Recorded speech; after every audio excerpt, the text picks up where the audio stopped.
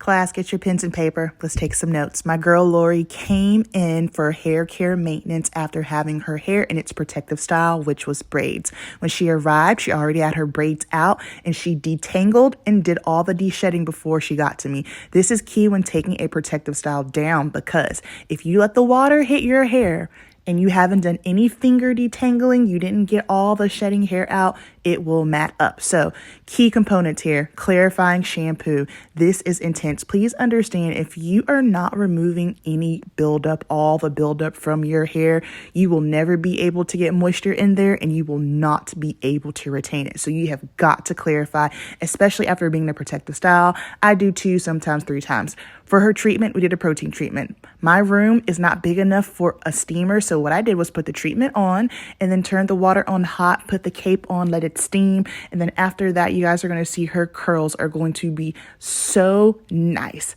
and soft and moisturized. She's able to not only receive the moisture, but retain it. Now let's go to the styling process. This is very key.